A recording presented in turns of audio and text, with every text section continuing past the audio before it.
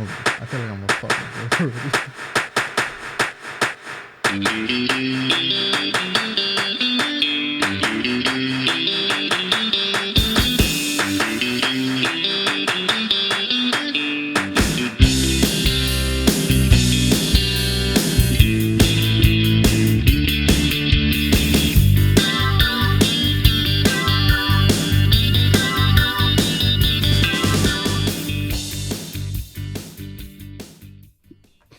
Welcome, my name is Jesus Martinez, and we are on Bergen Baseball Break. Here I have with me are my two co-hosts, Ian Rodriguez and Chris Fichtel. And for baseball news today, the World Series has officially wrapped up as officially as last weekend, with Houston taking down Philly in Game 6, officially winning their second World Series in the past 5 years. Well, that's what people like to say, but others like to say it's the first World Series that they won.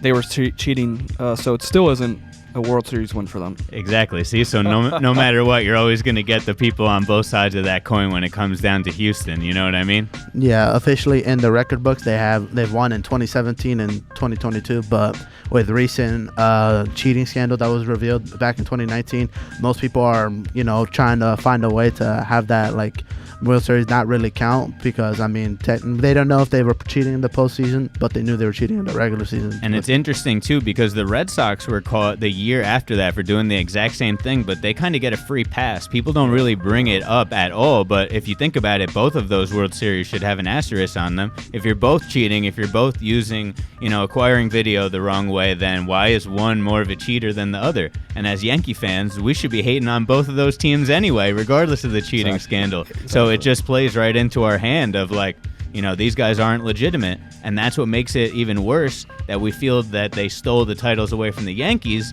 because it's like, well, we were right there, we were one game away from going to the World Series, and Houston, as you know, knew what pitch was coming from Chapman, and the rest is history. So Houston, definitely a little bit of an asterisk on that World Series, like you were saying, Jesus. I think they were still definitely cheating probably this year as well.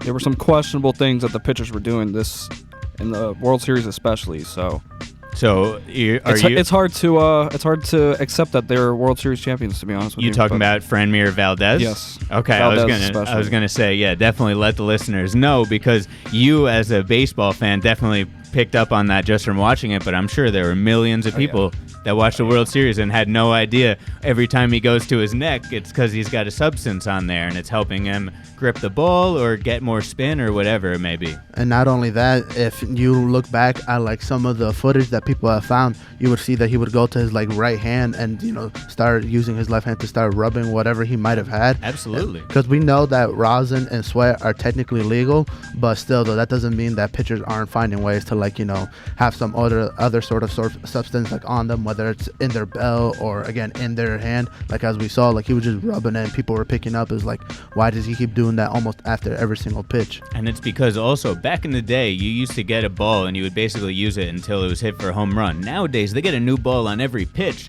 or if it goes in the dirt. So when they get it back, they basically have to remark up every single ball. So, if there's 5 balls given in an at bat, you see him go to his neck or his hand, like you said, 5 separate times. It's all right, now we're picking up on something here, and then it's just so obvious. It's how are these people missing it? But at the same time, no charges were brought against them, and it seemed like it was all legal to the league. So, we'll see. Maybe in 5 years, this will be another scandal that we'll be hearing about in 2027 or whatnot, but we'll see how that goes. Yeah, it's still such a letdown, especially for Philly fans and stuff.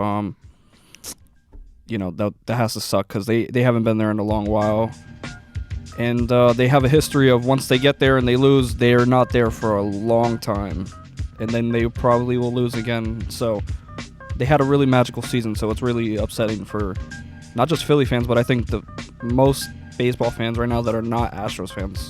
We're definitely rooting for the Phillies, unless they're other than their rivals, probably the Mets, Marlins, etc. I think that's a great point. I don't know if you saw this, because I know a lot of stuff is shared on all social media, but there was a post of a map of who's rooting for what teams in the World Series. And for the Houston, it was the state of Texas and Oklahoma and then everywhere else, 48 other continental states plus, Alaska and Hawaii, and they're all in the red rooting for Philly. So your point stands totally true. They were the neutral team. They were the please, don't let the other team win. It's like the presidential election where the people vote against a candidate as opposed to voting for somebody. They were just, please not Houston.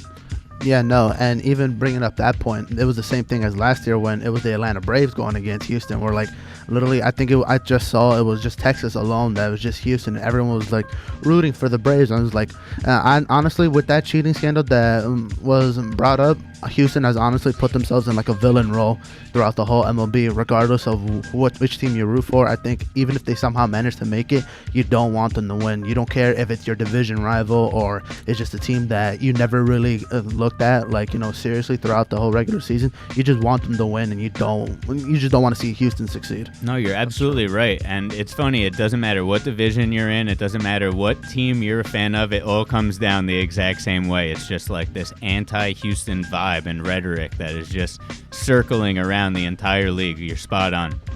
Yeah, no, and going back again to like the previous postseason, especially the American League, I had a really hard time who do I wanted to root for in the CS because it was literally Boston and Houston are like one of the most hated teams for like as a Yankee fan. I was like, do I want Boston to go back? But even though I really don't like them, or do I want Houston? Because obviously, as a recent memory, like technically Houston is like our like rivals now.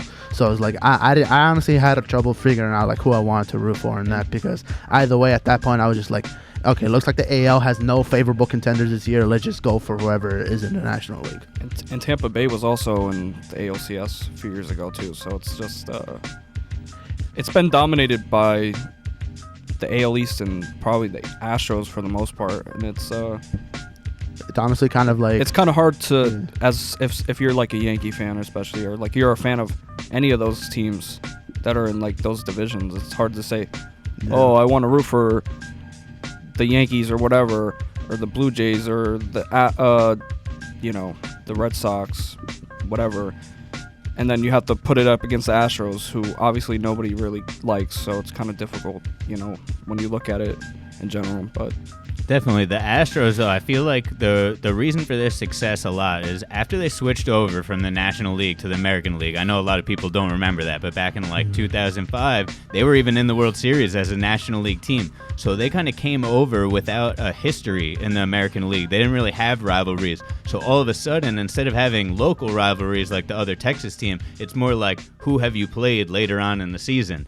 And then you're seeing like 2 times against the Yankees in the ALCS, even the Dodgers that they played in the World Series. And all of these teams are coming up and becoming almost like de facto rivalries for them, whereas normally it's like, Mets, Yankees, or people that are in the same city. This is turning into like, they're like nationwide enemies of everybody. So it all goes hand in hand. They're like the enemy of the state. They're the rebels out there, whether they're cheaters or not. They kind of always have had this vibe since they moved back over to the American League. And speaking again of like the Astros, and then like talking about Philly, like what were like some of your guys like, I guess, let down moments, like whether it was like a single at bat, or was it like a player not performing well enough, or just overall no production coming from anyone that I guess you'd really expect something to come from? I just think my biggest letdown is just the Phillies losing, because I'm a big Bryce Harper fan. I always was. Like, I'm a Yankee fan, but at the end of the day, Bryce Harper was always like my favorite player in the league, even when he was playing for the Nationals. So to see him get there finally and then lose it is kind of just sucks as a fan in general. And I lived in Philly for a little while, so I do know how passionate those guys are, the fans there. It has to just hurt for them especially. And I think that's the worst thing about it is, like, as a fan, it hurts the most. And I think that's the most upsetting thing about this.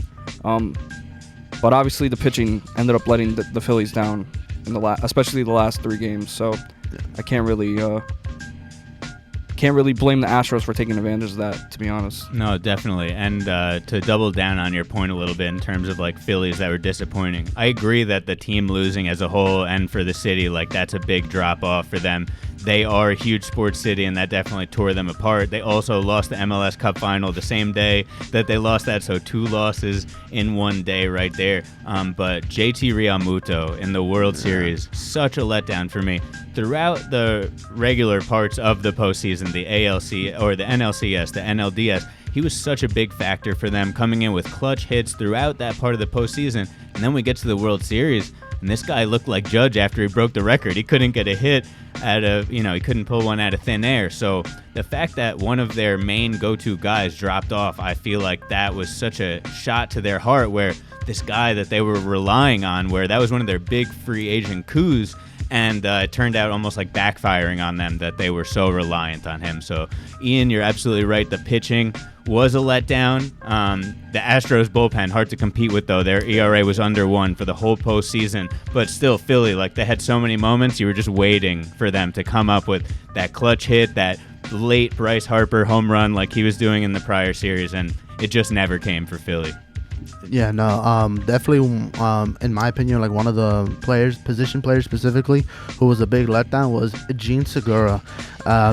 Honestly, like, I've never really seen much. I know he probably hasn't been hitting as well, like, in the postseason, but when it came to, like, the World Series, and sadly, like, there were many moments where he was up at the plate in very crucial moments. He did manage to come up clutch, I believe, down in the 8th inning. I think it was Game 5, where he managed to hit a single, and there were runners on first and third. I think there was, like, 1 out or no outs at all, and it was a 3-2 game. So that was like one of the moments where I was like, okay, I'm glad he got the hit. I'm just hoping that like the rest of the Philly team could come up and like, back him up with that.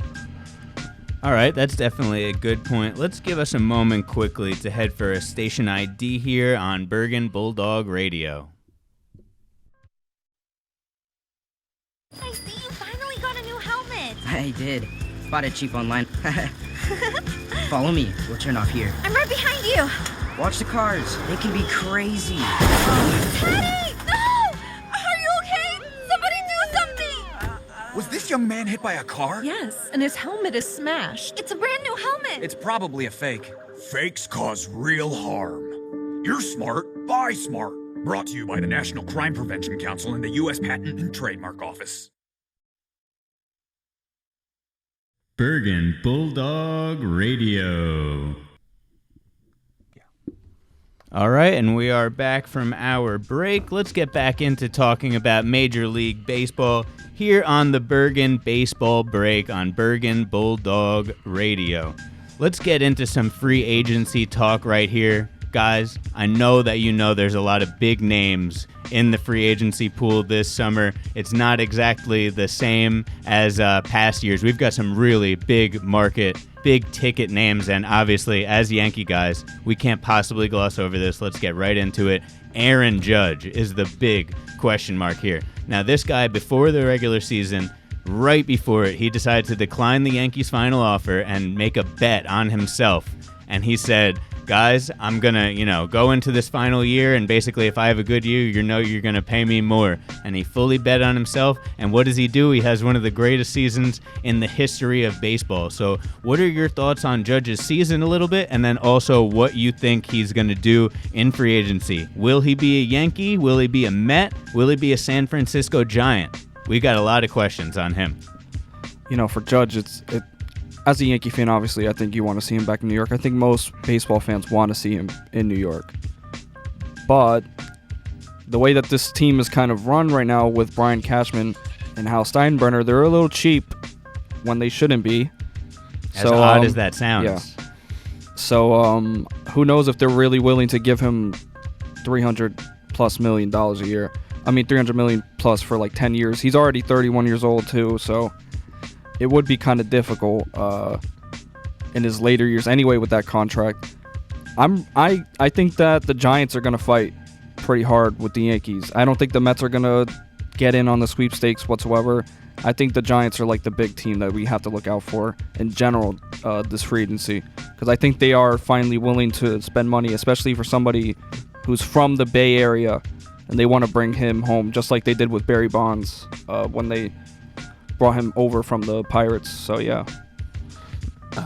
Yeah, no, and speaking on, talking about the Giants willing to sign him, I've also like read that like the Giants they're already offloading like a lot of guys. They have Carlos Rodon opting out of his contract. You also have Evan Longoria, his option's not being picked up as well. So right now, technically, if I remember correctly, they have about like $23 million guaranteed for next year. So they pretty much have like a blank check in order to sign Judge. And they've even stated themselves, if they don't manage to sign Judge, it's not because it's a money issue. It could probably be like, where does he truly want to go play, rather than like, does he want to play for a team that he wants to play for passionately, or is he like, trying to sign like, the biggest check that he could probably gain. So honestly, again, as a Yankee fan, I would love to see him be signed, but I don't know, like, I'm just not really feeling it. I'd rather just want to be there in the moment and just figure out whether he signs back or not. It's definitely an interesting point, because I think as we were going through the season, we see the, stature he has in the game and how much love he gets from the Yankee fans. And you're thinking, this guy can't leave New York. This guy has to love it here. We treat him like a demigod. He's got the judges' chambers over in right field. People are bringing gavels and gowns down to Yankee Stadium, something like you've never seen before. So I think that he has this really good cultural hold in New York that I feel like the Yankees almost have to retain him, because he's now put out this amazing season where he was first in home runs, first in RBIs, second in average. He almost won the Triple Crown, would have been the first one in the American League since Miguel Cabrera, and before that, 70 years before. So there's just so much on the line riding on this Judge scenario. But let's stick to New York a little bit and go over to the other side of New York in Queens, and let's talk about Jacob deGrom, who is another enormous free agency question mark. Now, this is a little bit of a different scenario, because deGrom is coming off of injuries, whereas Judge has had the healthiest season of his career. Judge is coming into free agency on a high. deGrom obviously has the talent, but this guy has only pitched 15 games over the course of the last 2 years. Can the Mets afford to tie up $45 million a year for Jacob deGrom, or does he go somewhere else? I know before the show we were talking a little bit about where he might go to. What do you guys think about where Jacob deGrom is going to end up? First, in my personal opinion, I definitely feel that like Jacob deGrom, I can see him signing over to the Mets, but also throughout the year, I have seen that the Braves organization is like a potential suitor for Jacob deGrom to sign, and I kind of see that happening. But then also, like how we were talking earlier before, how even the Rangers organization reached out to his agent. And honestly, who knows? Like, the Rangers have honestly made some really surprising signings. Like with last year, they signed Corey Seager to that 10-year, $300+ million. Marcus Semien too. And again, like, I could see them probably getting deGrom as well. And honestly, I think Texas probably has like a pretty good hold on him for where he would actually land. Yeah, so I even SNY, who is owned by the Mets, admitted that deGrom might actually end up leaving to the Rangers. The Rangers are finally willing to spend money because they know they need to do that to actually compete, and they're in a very competitive division with the Astros especially.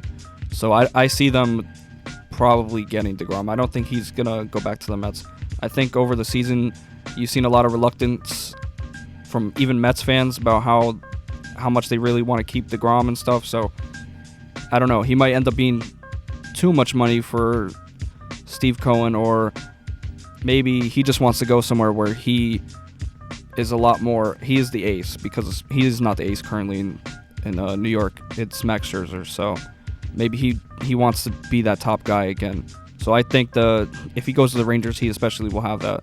Now, I totally get where you're coming from, and I don't disagree with any of the points that you guys made, but I will bring up this point that's always been sticking in my head. The Mets have been waiting for an owner that's been ready to splash the cash since the invention of the team. They now have a guy who basically, in terms of baseball money, can write blank checks to anybody. So I just find it hard to believe that Steve Cohen would be willing to let deGrom walk out the door. I feel like he's almost going to say, name your price, like he did with Max Scherzer last year. This Mets team is going all in. They don't care about the luxury tax. He said he wanted to win a title within 5 years. He's already got the Lindor contract, everything lined up. So I just feel like even if it's a bit of an overpay, and even if it hamstrings them with signing somebody else, I think that they're going to go all in on him as opposed to going all in on somebody like Carlos Rodon, where he's very good, but he isn't proven in New York City yet. DeGrom's been a Met his whole career. I think they want him to retire there and be what they wish they did with Tom Seaver instead of letting him walk out the door. But I think the Mets do have a problem because they also have Nimmo that they need to re-sign. So how much are they really willing to spend on DeGrom when they are going to be missing out on a very important position? And Bassett, they have to re-sign as well. They just re-signed Carrasco, but they have a lot of decisions to make. Yeah, and they also had that Edwin Diaz signing as well, like $105 million for 5 years. That was a big overpay, by the way. You should never give a $20 million contract. I think it's exactly the scenario of he's just like, we're just going to go for it. Yeah. So I think that hurts you and helps you. Like, yes, you can get whoever you want, but then the payroll in 1 year is through the roof, and then you have guys on inflated contracts. So I think that a lot of that all rolls in together. But one more, a little name I want to touch on quickly on free agency is Carlos Correa. So he signed a really weird deal at the start of last season where it was a 3-year deal with like 3 different opt-outs in it. So basically every year he could just decide he wants to become a free agent. Shortstops, as we know, Seager got the huge contract last year. He was hoping for that money, didn't get it, so he's testing the waters again. He had a solid year in Minnesota, but not spectacular. Do you guys see him maybe coming to a contender, or do you see him going for a big payday, basically whoever's going to give it to him? I think it might be a problem because Trey Turner is also going to be a free agent for the Dodgers. Yep. So if he's leaning on leaving LA, maybe they would end up shifting to Carlos Correa because they could definitely afford him in LA. But yeah, I think Correa, he's gonna get signed somewhere. I think it is gonna be a bigger contract than what he did sign. But yeah, I'm not sure where exactly just yet because I don't think New York is interested in whatsoever. Got you. No, I really agree because there's only so much money you can give, and like the Yankees already have. I don't think they want to sign one of the cheaters from the original Astros team. And like you said, the Mets have their middle infield figured out. I don't think that it's going to be any of those. But it's an interesting piece. He's a solid postseason player. And I think whoever gets him is going to be really happy locking up a player of his caliber for sure. Yeah. All right. Well, our next segment is going to be an interview segment, but we do got to pay the bills. So we'll be right back on Bergen Baseball Break right after a quick commercial. Soccer fans, the Champions League returns with a bang this week to Paramount Plus. What a goal! And what a time! In what a place! Tune in this Tuesday at 3 p.m. for a massive clash of the Titans when Bayern Munich hosts Barcelona. He's won the league with 90 seconds of stoppage time to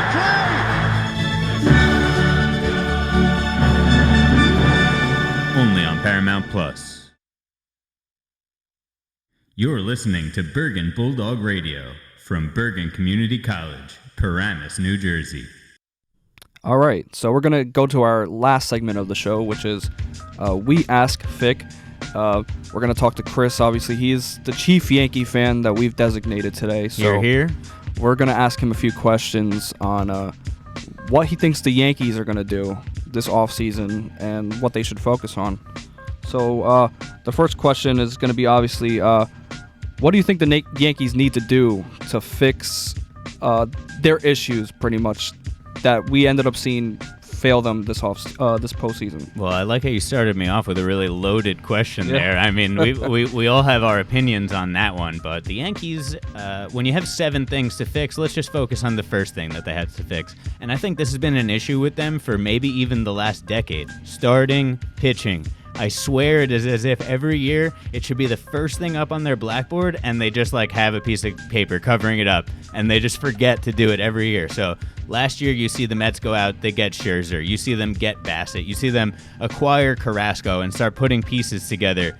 But then the Yankees, they kind of try to piece together, like they lucked out with Nestor Cortez, amazing pitcher, but they didn't know they were going to get that out of him. Severino, you don't know what you're going to get out of him. Herman, another question mark with suspension. He and Severino as well, on and off, and you just don't know what you're going to get.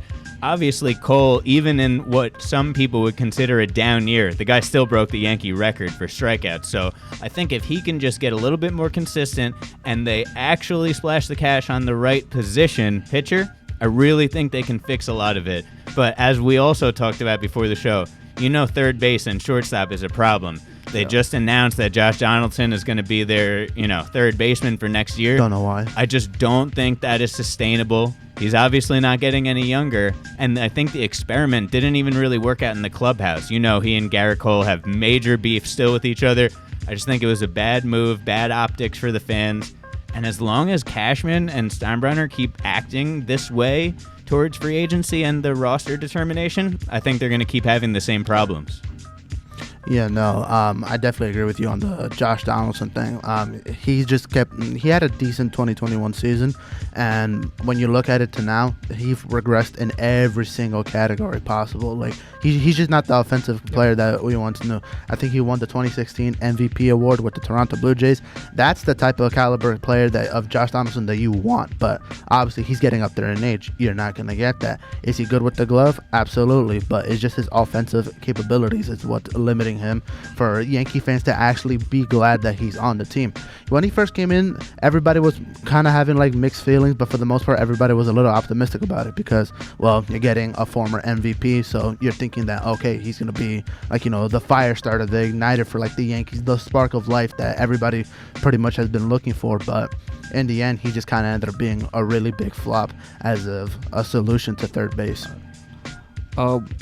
So we're going to get to our second question here. What are your thoughts on Judge possibly leaving? So you didn't really give your thoughts on it. We try to save your part for that. So Yep. Yeah, so I definitely touched on it a little bit, but my personal opinions on Judge leaving, I think it would be devastating to the Yankees, just in terms of, like, when Derek Jeter was on the team, that was like their beacon. Like, everyone, even non-baseball fans, like, they just knew who that was. If they saw a commercial, they identify him with the number, with the face, with whatever. I feel Aaron Judge has that exact same grasp on fans, and he does a great job of really getting the whole fan base. You know how Yankee fans are. Everyone is high on Cole, low on Cole.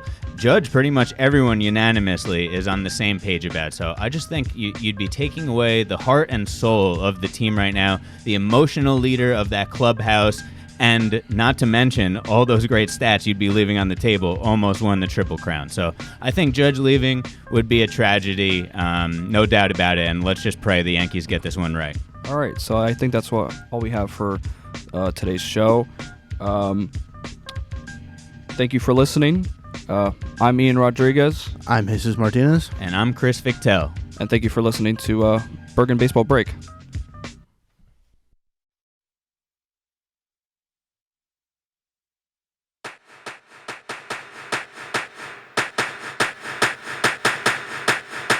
Mm-hmm.